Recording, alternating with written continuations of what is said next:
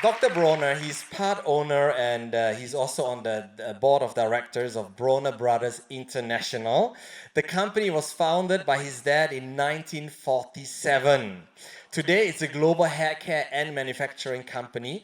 They sell products in all the major retailers in the US and globally in more than 25 countries. They are Walmart's best supplier, voted to be Walmart's best supplier.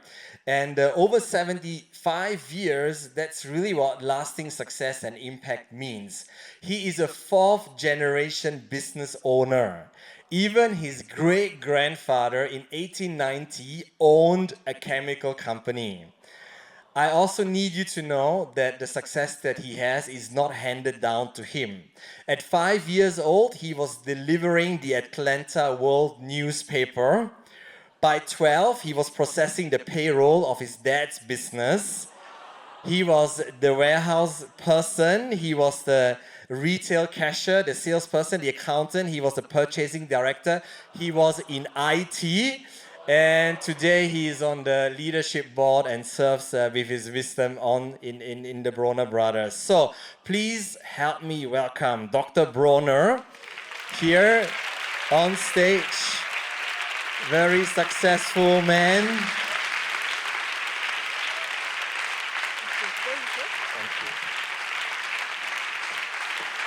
It's our privilege to have you here with us today. All right. Thank you, Dr. Bronner. Yeah. All right, have a seat. Okay, it's really our honor to have you here because fourth generation business person.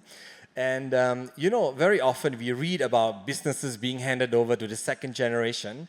The first generation earns it all and the second spends it all. But not so with Bronner Brothers. So what's the magic? I think that's it's destiny. It is legacy. Legacy is not about the past. Legacy is about what you set in motion that outlives you.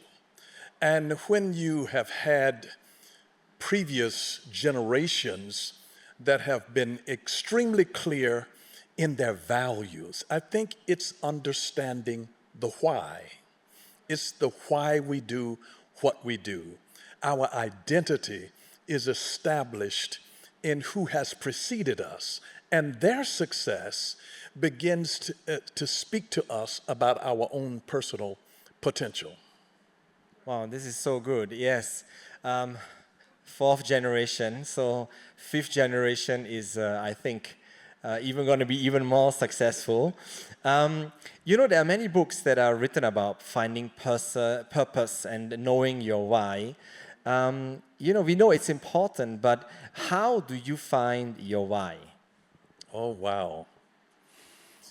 Your why is that thing that sparks something on the inside of you. Your why is the thing that actually makes you angry, the thing that frustrates you. People that have a gift of organization are frustrated by disorganization. So look to see what frustrates you. Look to see what excites you. Look to see where your passions are. Look to see where your skills are. Look to see what has preceded you generationally. And your potential is not just based on what has been done, it's based on what you haven't done yet. So there are the things sometimes that make you cry. What upsets you? What hurts you? What do you dream about? Those are the things that begin to help to shape our purpose as human beings. I tell people, don't just ask what the world needs. Ask the question, what makes me come alive? Because what the world needs are people who have come alive to their purpose. And when you are in purpose, there is an excitement about getting up on Monday morning. and you will work overtime if necessary. When you really have purpose, there is a joy. It's not even about the money, it's about the why. There are people that get the money, but when you work in purpose, the gift that you receive is the gift of fulfillment. There is no fulfillment unless there is an understanding clearly of purpose. That is so good, finding your why, and I love that. What makes you upset? What makes you get up on Monday? Could you tell us a little bit more? How did that look in your life? Oh, wow. You know, I'm a fourth generation businessman, so it was modeled for me. I grew up exposed to it. Exposure is one of the greatest gifts that you could ever have. My dad had the wisdom to expose me and all of my brothers to the business. And it gave me a way to be able to make money when I was young. So while other people my age were broke, I had money. Is that why your wife? No. And it helps your love life because you see, love His wife, Dr. Nina, is in the audience. Yeah. love without finance is a nuisance. Love without finance is a nuisance. Okay.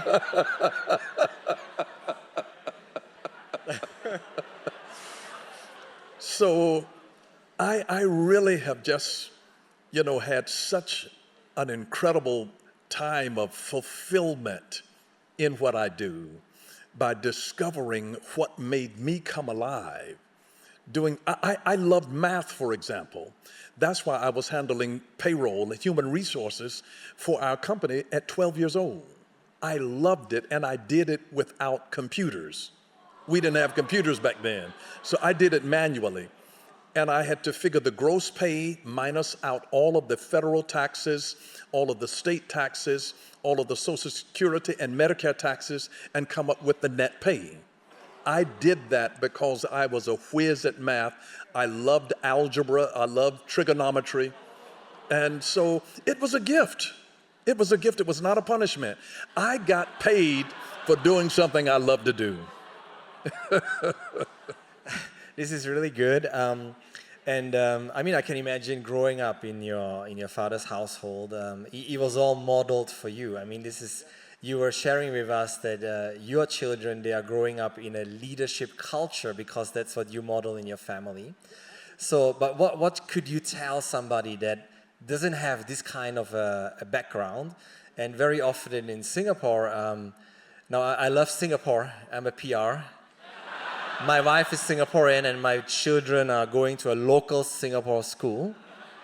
But sometimes very much what is taught here or what is modeled here is to be good in your academics and do well in school, and that's kind of the main focus that we have. So what can we do to be exposed to other things, like the things that you have experienced in your life? I would say find it. It doesn't have to be in your own home. It can be in your neighborhood. It can be a friend's parents who have a business. It can be somebody from school who has a business. It can be another relative that has a business. And somebody who is doing something that they love to do. It is easier to monetize your passion than it is to passionize your money. Whoa. Okay, I need to repeat that. It's easier to monetize your passion than to passionize your money. Yes. That's so good. Yeah, so I know people who have money and they're bored and boring.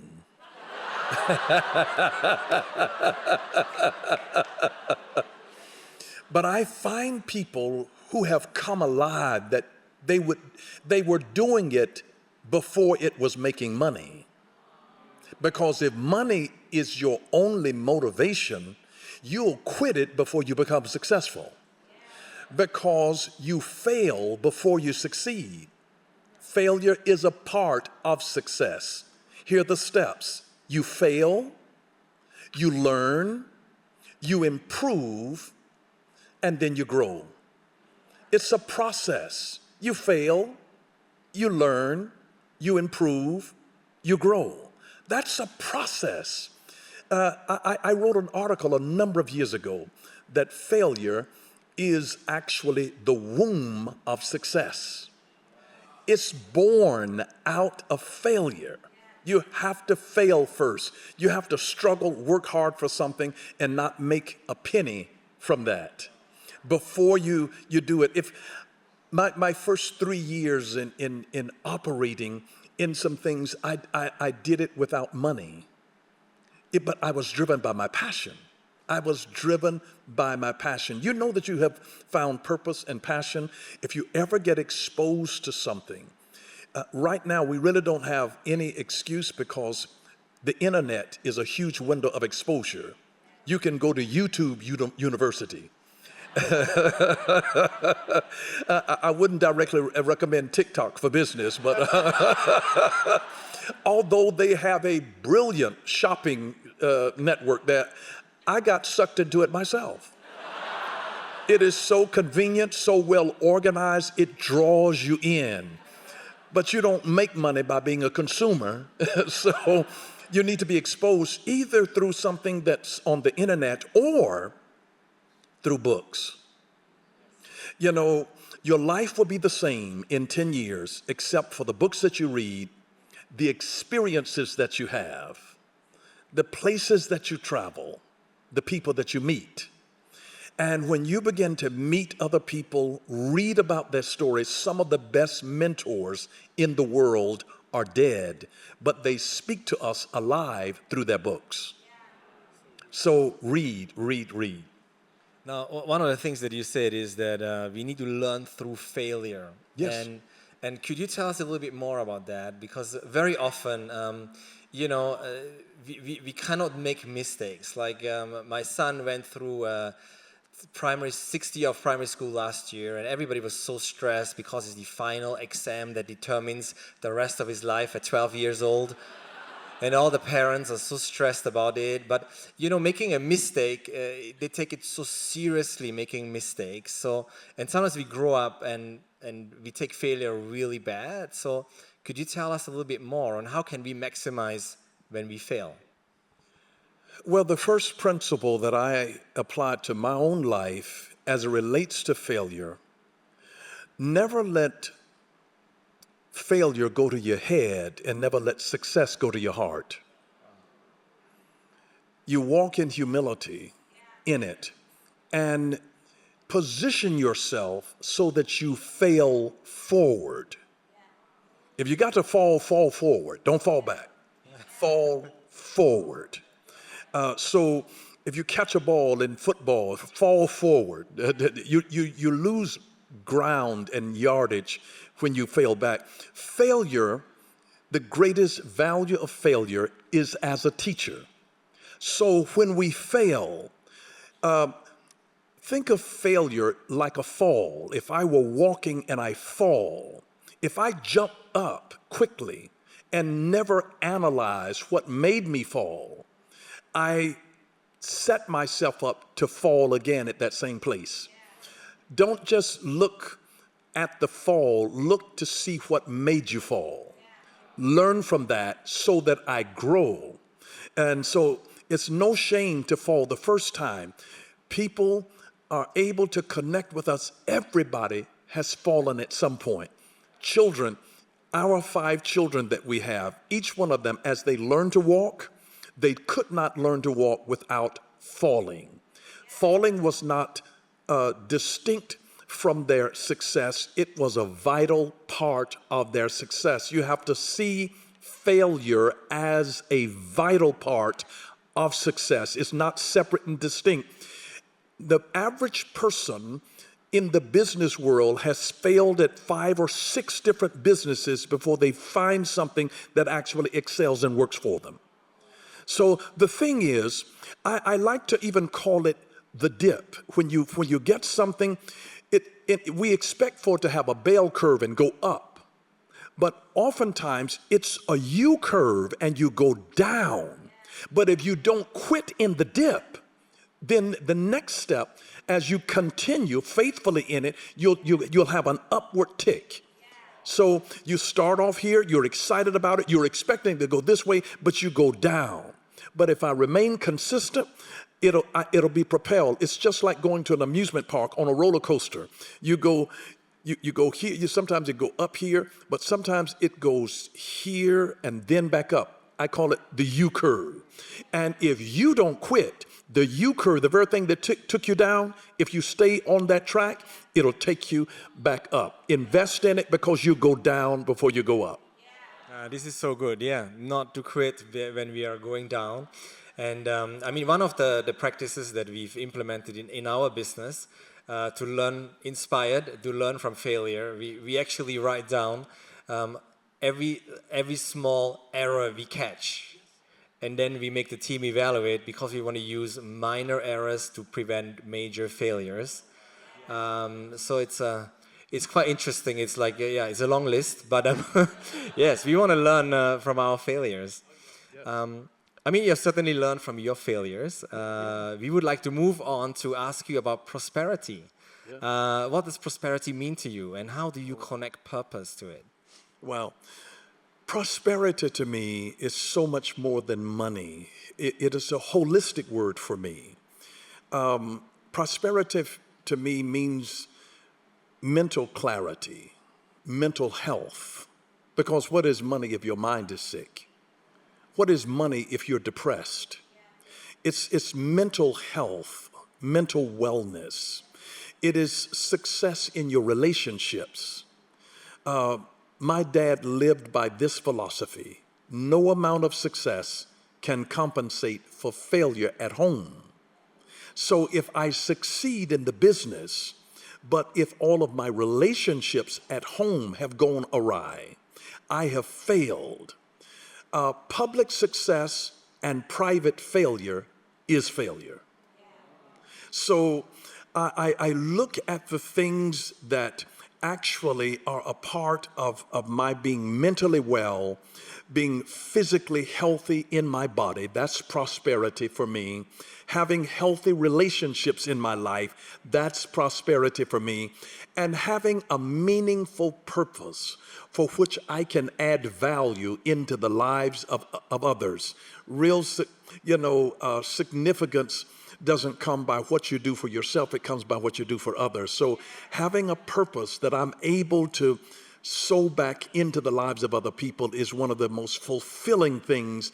That's a prosperous life for me, that I'm serving a purpose bigger than me and outside of who I am. This is so good. Just to add on to this question, we've known you now, Dr. Bronner, since 2010.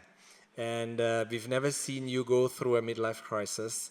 We've never seen you ride a big Harley and that kind of stuff. So I rode my motorcycle when I was a teenager. Oh yeah, that's right. Well, that's about the right time. I delivered my newspaper on a motorcycle. Right. Yes. Okay, wow. I started on a bicycle. Okay, yes. Because you started when you were 5, so that would be a bit early to go with a motorbike. But you know, many people, like Eugene shared just now, maybe they chase success and then they hit success when they're in their 40s or maybe in their 50s, and then maybe they realize success is not everything, and they hit a midlife crisis. So how did you find, or how did you go through that? I mean, you didn't seem to have hit a midlife crisis. So what is that thing that kept you going? You know, I had such a keen sense of my purpose as a teenager. I came into clarity of purpose. So my life was very focused, and it was others focused, not selfish focused, that I'm going to do this for me, I'm going to do this for my wife, for my children. I realized that life was bigger than just me and my personal family. The fulfillment that we get is in the difference that we make in the lives of others. I mean, I love that about success being about lighting the candle and then significance about lighting the candle of others. That's the thing. I've had the privilege of being able to light other people's candle ever since I was in my teen years. And I intentionally make sure that I pour back into their life.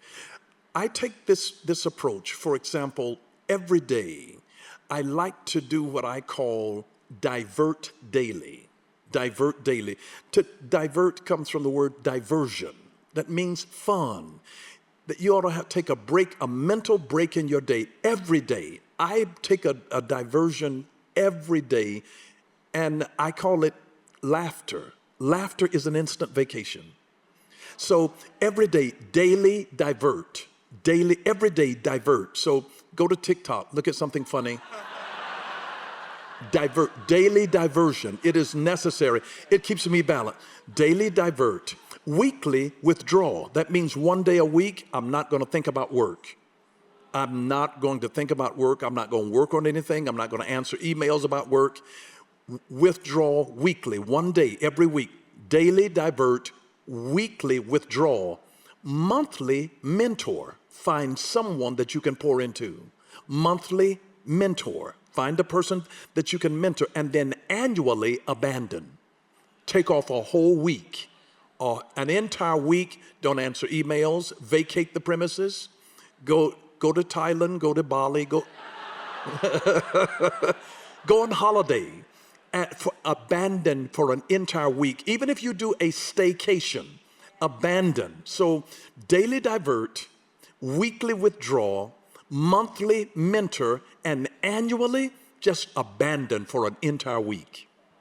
That keeps me balanced, and it keeps me from burning out. And so the more stressed you are, the more you need to do your daily diversion.